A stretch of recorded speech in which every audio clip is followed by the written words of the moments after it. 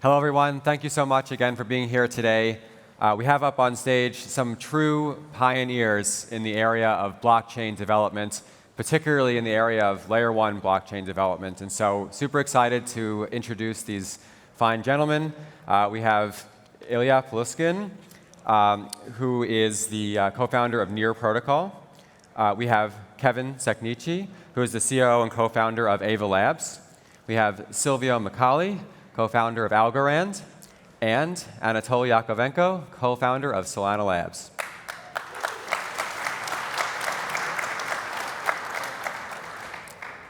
So to get started, let's just go down the row here and talk a little bit about your particular technology.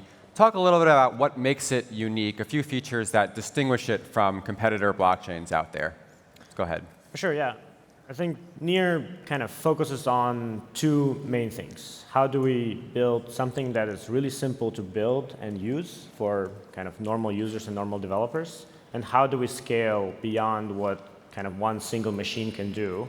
And so doing sharding, doing kind of scale up with capacity to target billions of users. Not too dissimilar, I would say. I think we view blockchain development as user-centric. So we want to develop things that are fitting for most kinds of applications, yet keep them in a generic way, generic frameworks, generic tooling. Hence, what we've built is both very fast blockchain architectures, but also architectures that can horizontally scale, like, for example, with subnets. So, and then at the end of the day, what we want to do is own the blockchain stack as much as possible so that we can create for users a very unified blockchain experience so they don't even have to think about it. Our goal is, in an ideal utopian world, nobody even talks about Avalanche, it just uses it in the back end, and everything is just kind of like happening magically. So. Great. So, Algorand, we are very proud of having solved the original trilemma. So we do scale and totally decentralized and secure. We are also green. Our blockchain never forks. You can rely on a block as soon as it appears. And by the way, we have been producing over 20 million blocks every 4.4 seconds without any interruption of service. So Solana, our big dream is to build a chain that can synchronize global information as close to the speed of light as possible. And I would say we're like 1% of the way there. And the use case we dreamed that would run on something like Solana was central limit order books or something like Serum. And initially, we even thought we might at some point, flip NASDAQ and get all the equities in the world and everything that's traded to actually be traded on this open platform. Because if you have a permissionless open platform for price discovery, all that information is now available to everybody in the world. Every hobbyist, anyone can be playing at the same level playing field as Alameda or jump trading. Excellent. So let's actually start with you, Anatoly, to talk about NASDAQ as a great example. So the NASDAQ stock exchange, it processes around 1 million actions per second. We're nowhere near 1 million actions per second on blockchains. This the number TPS, transactions per second, is critical. Whether it's tens of transactions per second on some of the earliest chains to, let's say, in the thousands right now. How do we actually scale a blockchain to be in the millions of transactions per second? Or is that not even the goal? Is there a much more important milestone that doesn't really require us to reach that level of scale? What's your thought on that? So that might not be the goal for everyone, but for us, that's the goal. And our approach is pretty simple because that TPS is limited by the bandwidth available to the validators. So if you imagine they're all running on 10 gigabit networks, which are globally available, you can fit about 2.5 million transactions into 10 gigabits, assuming you have the software and the hardware to actually process all the cryptographic signatures, find all the storage and the state associated with it, and churn through that data. And that part is really, really hard. That's building a really fast database and a really fast operating system. And when you look at historically things like that, like Windows, like Linux, something like Oracle or SQL, that took 10 years to build. And that's a hard engineering problem that requires a long commitment from a large engineering team. And we're about 4 years into it, so we still have a lot to go. But from our perspective, these are all achievable. It's just an engineering challenge. Excellent. So first of all, your last question, should we aspire to have millions of transactions per second? Absolutely. A technologist who doesn't want who puts a ceiling on performance is a dead technologist, okay? So we should certainly do it. Can we do it today? Well, we could by cheating. If I just saying, take 1,000 shards, 2 validators each, 1,000 transactions per shards, bingo, we have 1 million of the thing. But to do it, we have to do it responsibly and without cheating. That is an important thing, in a really decentralized manner. It is possible, I agree with Anatoly, and we will get there. By the way, everybody gets very creative. First of all, we are a very creative group here, and everybody gets creative, even the NASDAQ, when they start talking about transaction. You mentioned actions, not transactions. Maybe it's a bids and asks. Big difference, right? So for us at Algorand, everything is about finality. So we finalized real transactions in 4.4 seconds. NASDAQ, the last time I heard, is T plus 2, 2 what? 2 days. And now we're talking about the revolutionary thing, T plus 1 day. How about a few seconds and we are done with finality? I think that's why we are going to win over the world.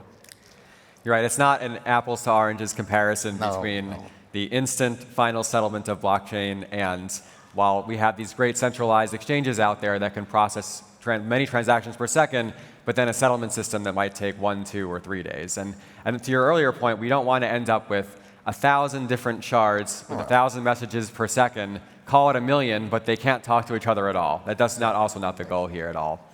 Kevin, what do you think?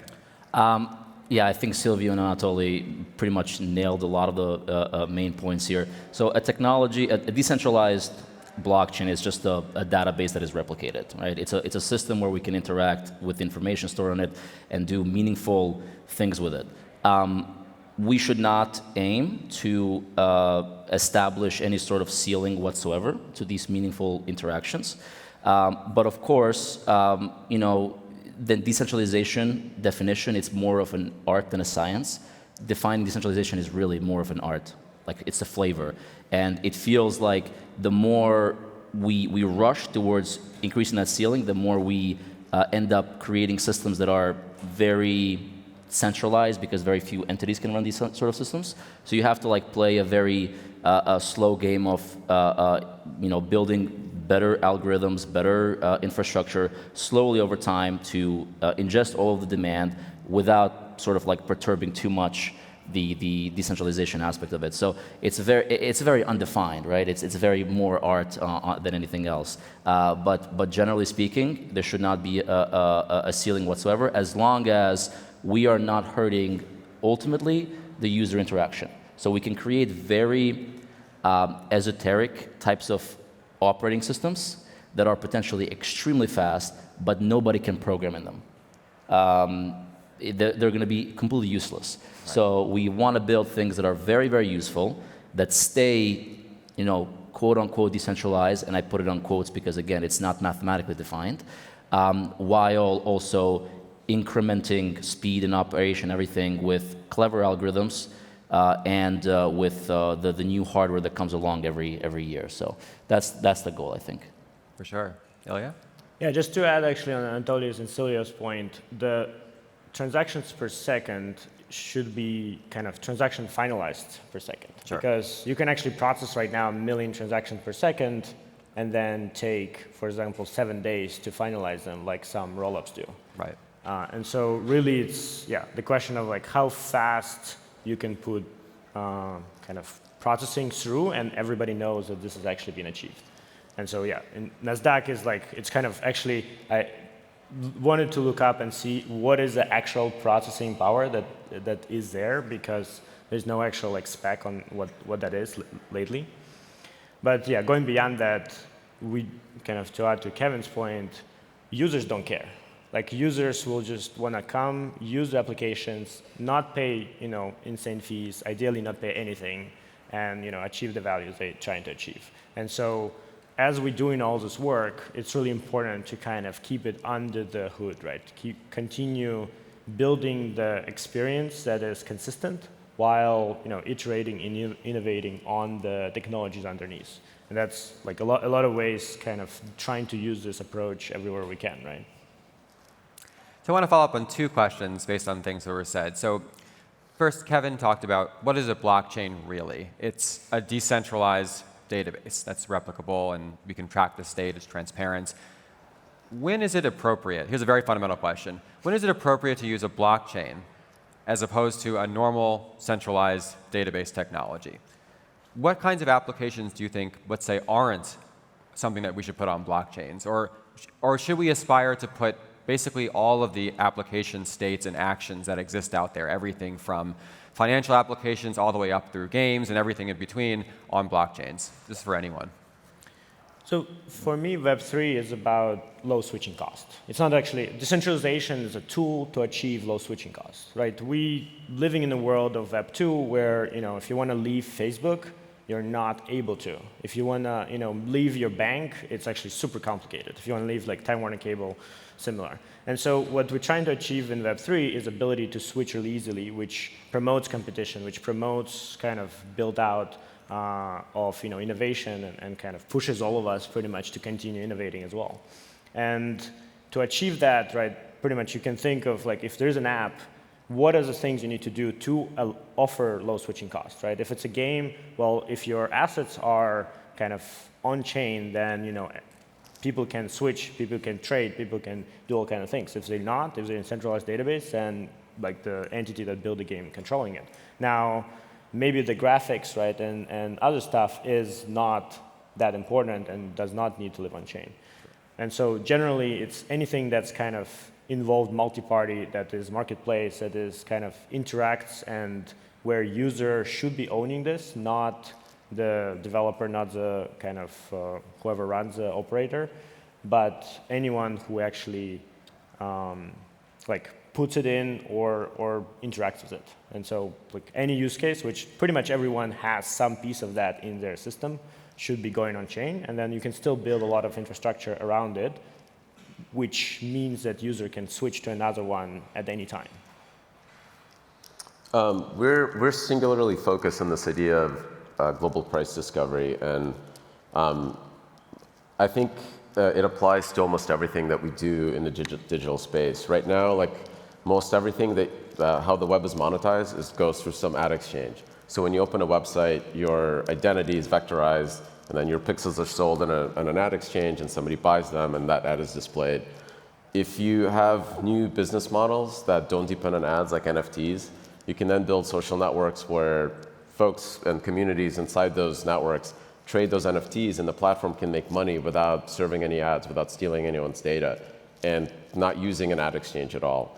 But for something like that to exist at the same scale that you have Web2 applications like Facebook, the cost to do so has to be really, really low. I think much, much lower than a Google ad, which is about 0.2 cents. So the way we think about it is like, can we drive the cost of creating these digital things, the offers, the asks, the bids, to the point that it's cheaper to do that than serving an ad? And if that's true, then I think next generation social networks, next generation web applications can scale that business model to the same audiences that we have traditional ones. But the challenge is that cost, and that's a hard problem. Absolutely. So another thing I wanted to follow up on was you mentioned rollups. So all 4 of you guys build layer 1 blockchains and protocols. Layer 2s are becoming more popular now. Of course, there's optimistic rollups, there's zero-knowledge rollups. Many people see these as the answer to the scaling problem of getting that high transactions per second while sacrificing some of the sort of simplicity of just going to one base layer chain. What do you guys think about layer 2s? Do you see them being a part of your ecosystem, or do you feel that they're not necessary? Talk to me about that. Kevin, go ahead. So I get on a lot of Twitter fights about this, and I get trolled a lot. The reality of the situation is that even though I like to poke, because technologically speaking, I don't necessarily agree with it. I also am not in a position to argue what somebody feels or rather how somebody feels their data should be managed, right? If somebody feels that a zero-knowledge way of putting data in an off-chain solution and then bringing it back to the layer one makes their system more secure, I'm all for diplomacy. They should do it. I don't agree with the technical approach. I'm sure Silvio has a lot. I mean, he's the creator of zero knowledge, literally the founder of zero knowledge. So he would have a few things to say about that. But generally speaking, all these tools that I said, they're very nuanced to explain. There is reasons when we're building distributed systems not to have to think about which one of these is the secure layer one, which one of these is not the secure layer one, because these are not defined mathematically. And adding this additional complexity of having to build these smart contracts that take a look at the state in a zero-knowledge way of some other chain and bring it here, it adds so much complexity, so much undue burden to the users, that at the end of the day, I'm not sure it's worth the effort of, or rather the potential undefined reduction in security of just having, let's say, something like another L2 or another L1 and bridging to it, right? Like, which one is more secure? Well, until you mathematically define what decentralization means, which there is no mathematical definition, then you can't make any of those such arguments. So we're really arguing over matters of subjectivity. And at the end of the day, it's just, which one do you like more as a user? For me, as a builder, I want to build things that I think are going to make the user less frustrated. So L2s in their current form are in the mode where they make the user more frustrated. So that's why I would go with not the, but at the end of the day, L2s, subnets, they can be shared security, so they can easily be L2s as well. And I am diplomatic. I don't take any side to this. I just want to build things that people like. That's all.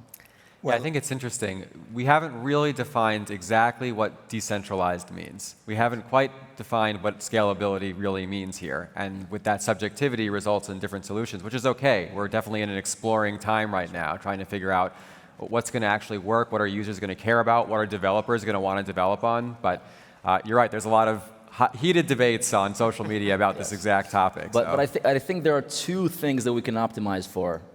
Reduction of user frustration and increase in developer joy. These two are things that we know how to optimize for because they're measurable.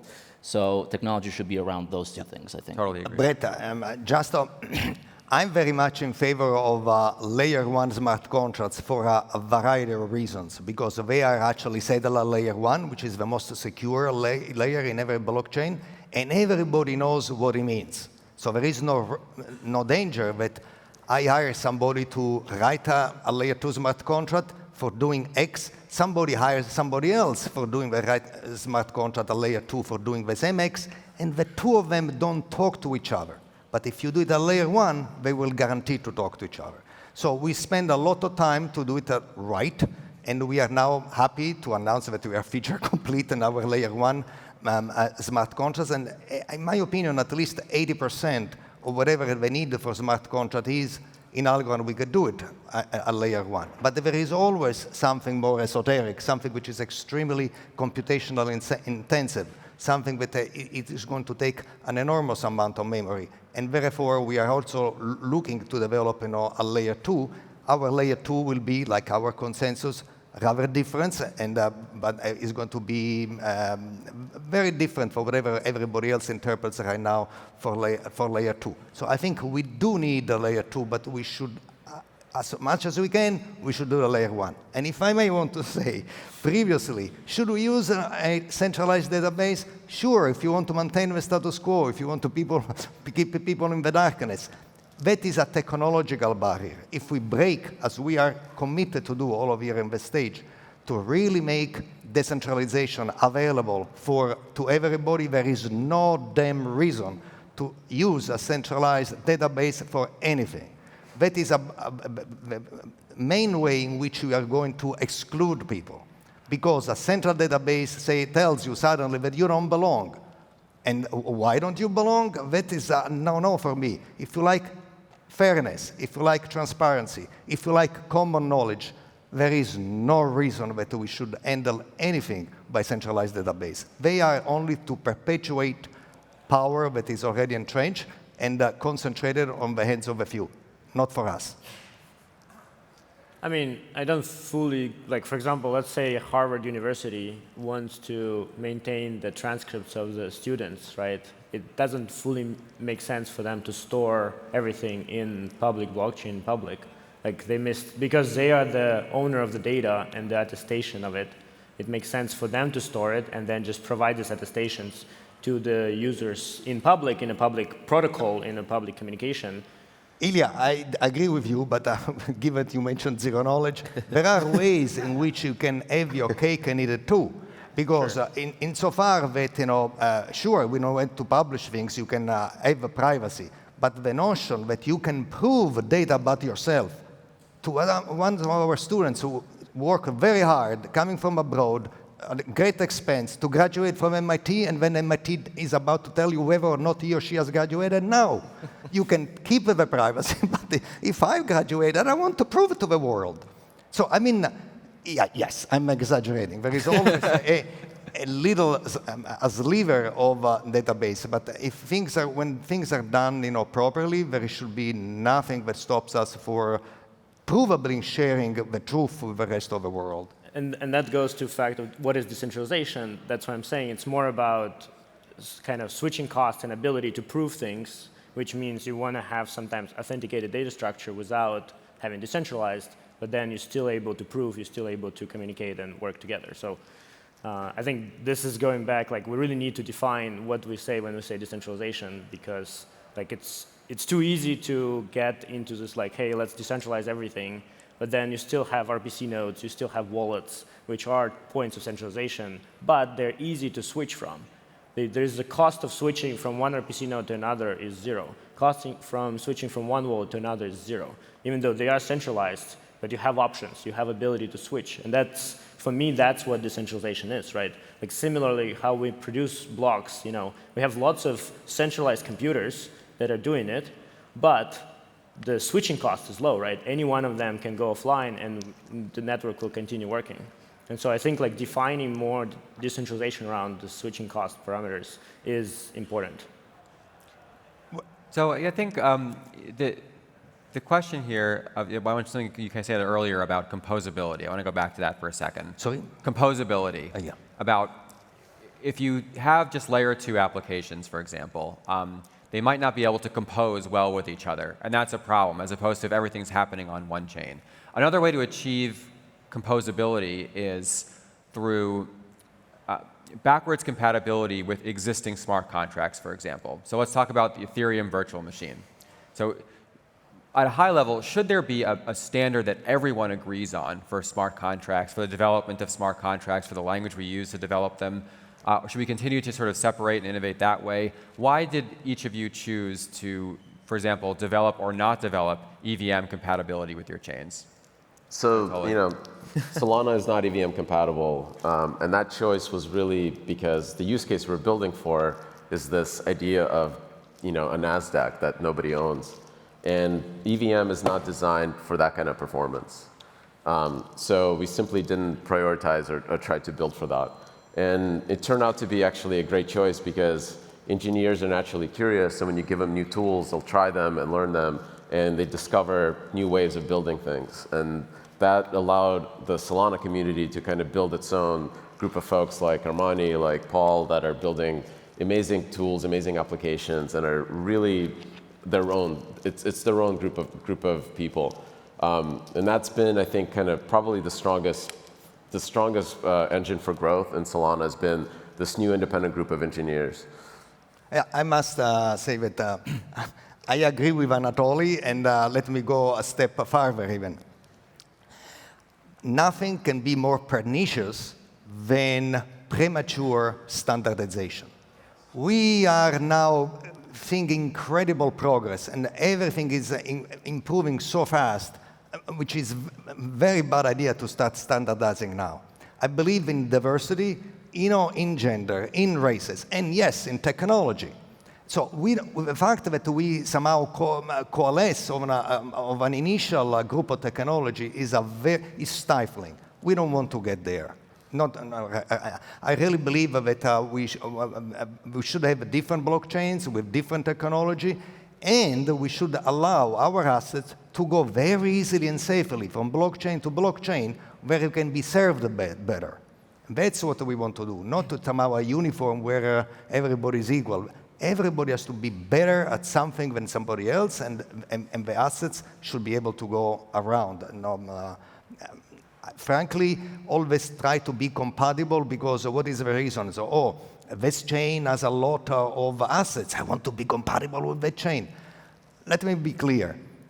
The assets we are going to see on our blockchain, if we do it right, is unbelievably more than whatever assets we have now.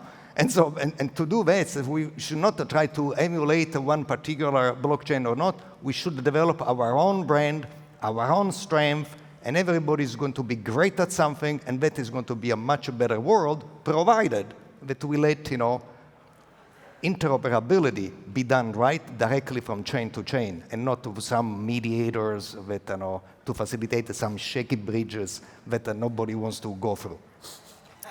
How about for Avalanche? So I have to take a different view. So going back to your question of like, should we decentralize or not? I don't. The answer to that is I don't know. People want to do things, different applications. I am not an arbiter of what people want to do. If people want more trust, they do decentralization and all that. But to me, it seems like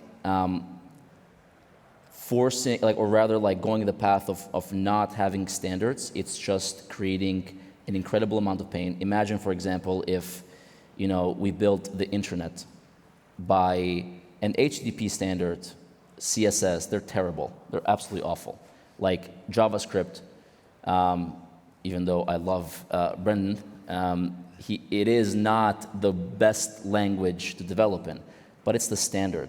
And imagine if instead of having this unified standard across web technologies, we had Firefox only understands HTTP, and then Chrome only understands XYZ, and then Safari only understands ABC.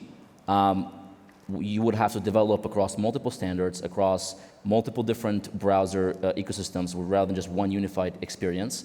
It would be an absolute disaster.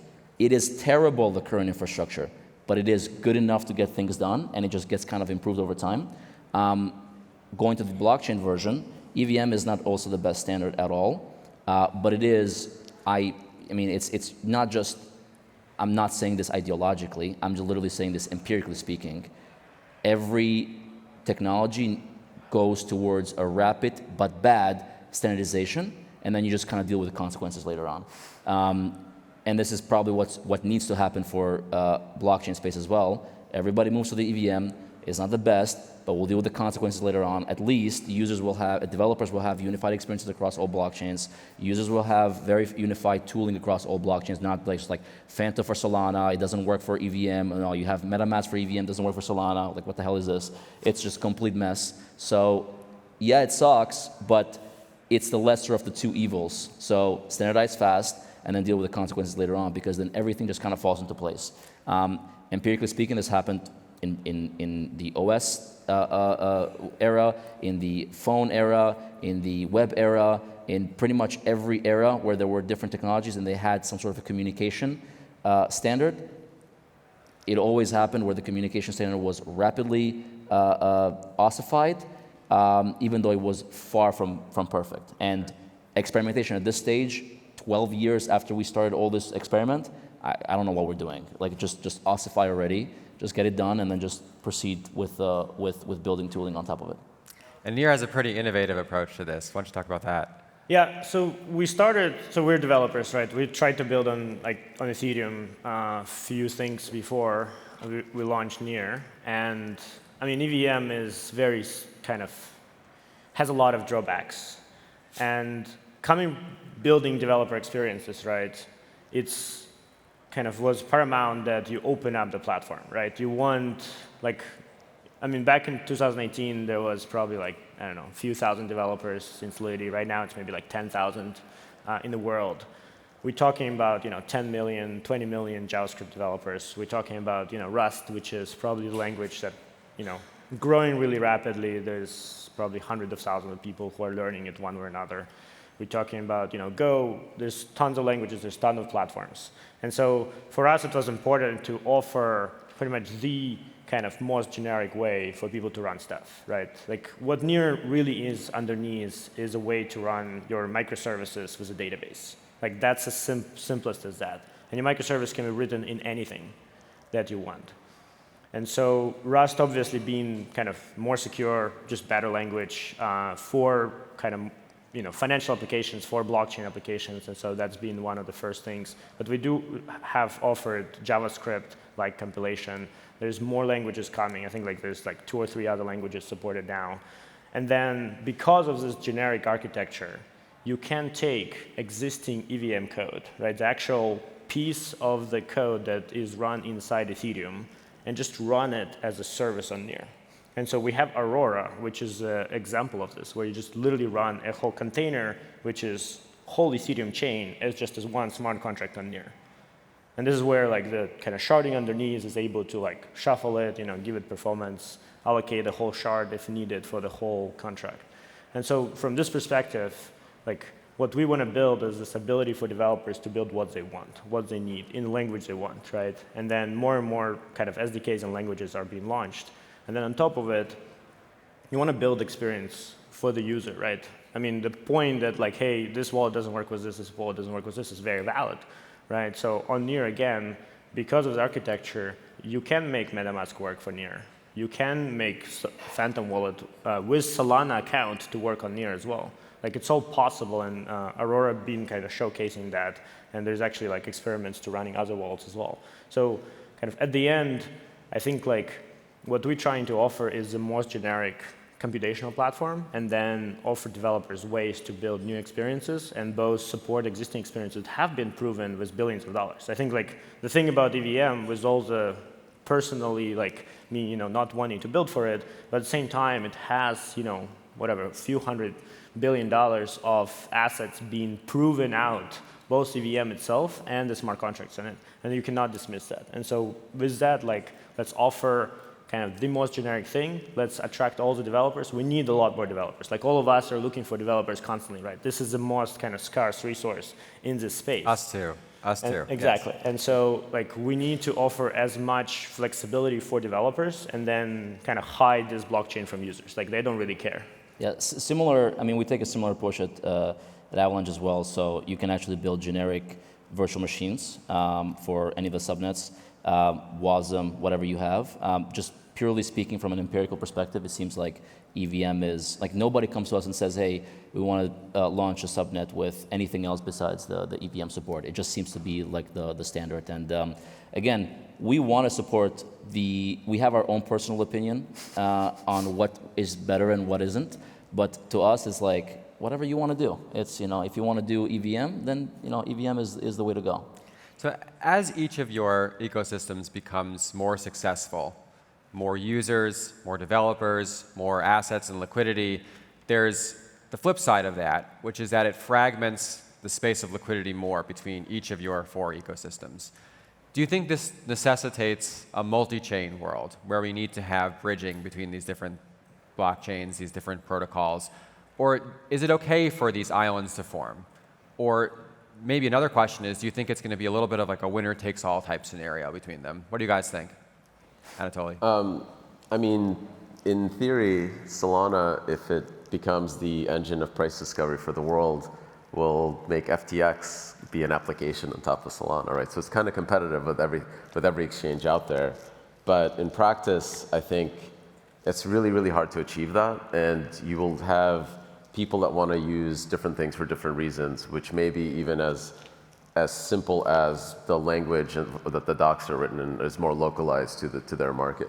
So those very simple things that are very hard to analyze from a pure numbers and performance reasons do actually have huge impact in the world.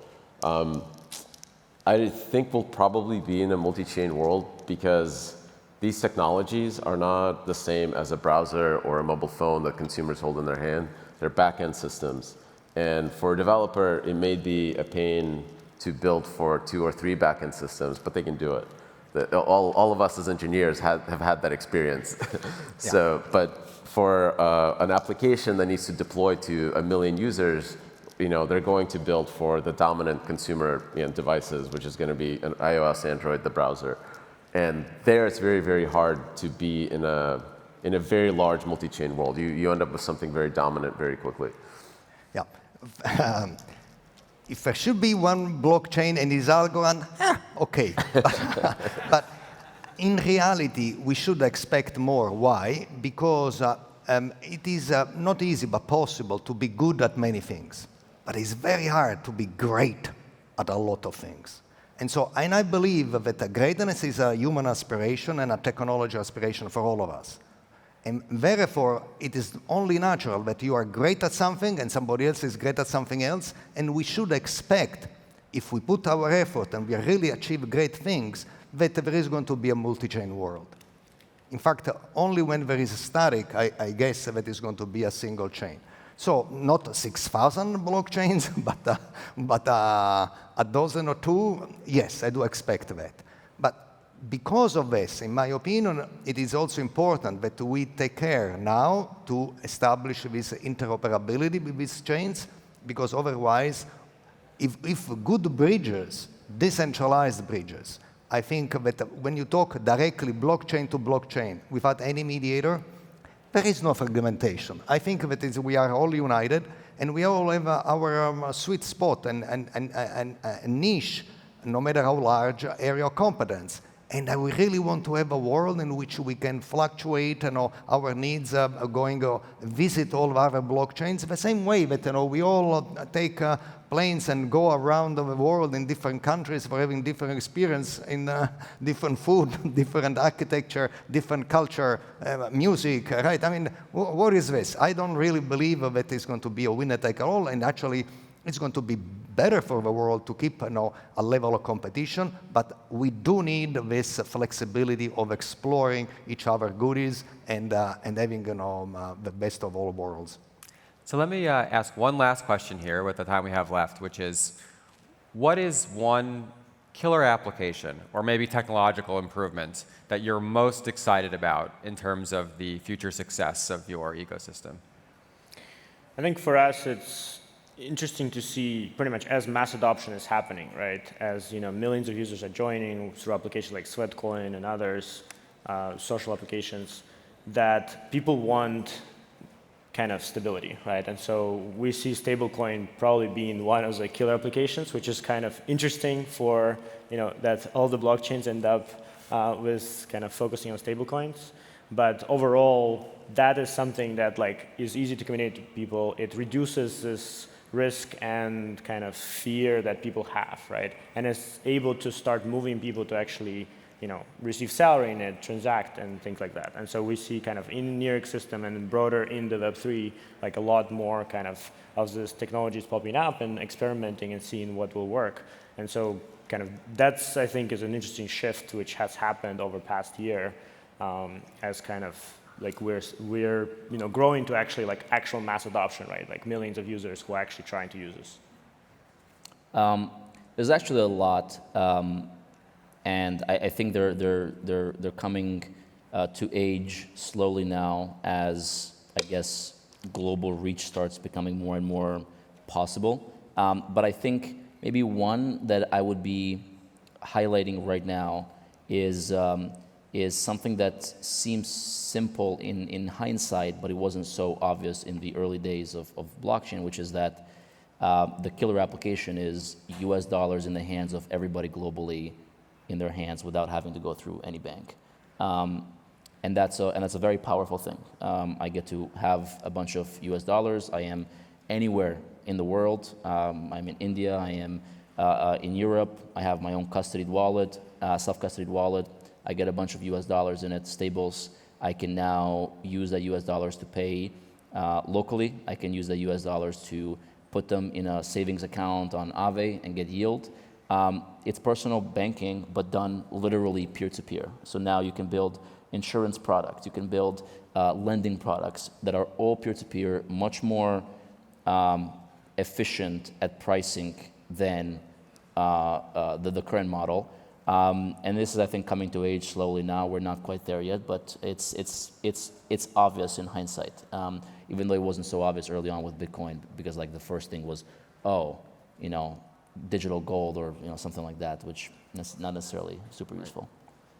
Silvio. So, killer app, I think what is the bread and butter of trade is an exchange of goods. You have an asset that I want, I have an asset that you want, and you want to swap it.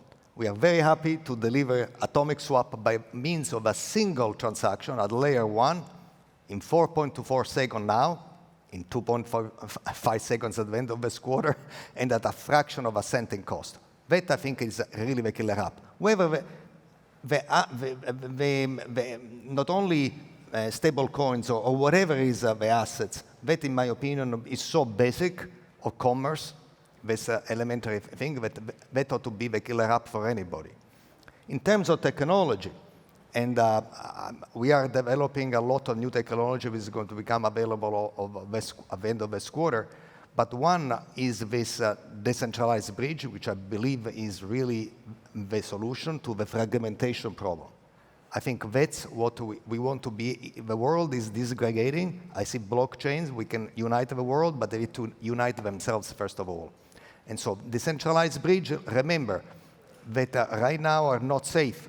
Whenever you want to go from a blockchain to another, you see some shaky thing, and you kiss your asset goodbye, hoping that it can come back when you're done with the service over there. And so what we need is a blockchain to blockchain directly without any intermediary, because we have not developed all these wonderful decentralized ecosystems, and then connected what? By one mediator who tells you can pass, you cannot pass, or 3 out of 5, and what? They post some bonds that say, here is a $10 million bond, if your asset doesn't come back and make you whole. Let's not kidding ourselves. So a blockchain that works should secure trillions of dollars in assets, on one side, on the other side. And all these mediators, with their piggy banks of $10 million, first of all, how do you collect them? You sue them in which jurisdiction? And assuming that you do, what is $10 million relative to the trillions of assets? It makes no sense. If we want really this to be a world in which we all collaborate, and collaboration, I think, is the #1 quality of success. Before any competition, we need really collaboration. We need chain-to-chain direct communication, and the killer nugget technologically for us to realize these decentralized token bridges are really state proofs, which is essentially a signed statement of the majority of 80% of the stake that you can go to the bank with, because 80% of the stake of a blockchain says, this is true with us, that is something that you can rely on. Because if I want to go from blockchain A to blockchain B, 2 things are true. I trust blockchain A because I'm in A right now, and I also trust blockchain B because I want to transfer 1 or more assets to blockchain B. I should not trust everybody else. That's, I think, in my opinion, is if collaboration is really the key, then this, to me, is the technology that coming up of Algorand that I like the most. Anatoly. I mean, the killer app, I think, is Serum, which is a central limit order book style exchange as a smart contract on Solana. It's really the engine of DeFi there. And the second killer app is NFTs.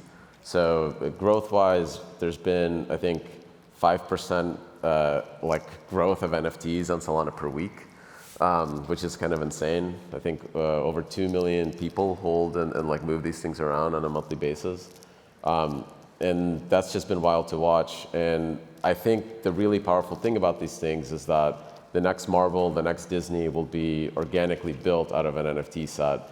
And possibly the next social networks, like the next Facebook, are going to come from these communities.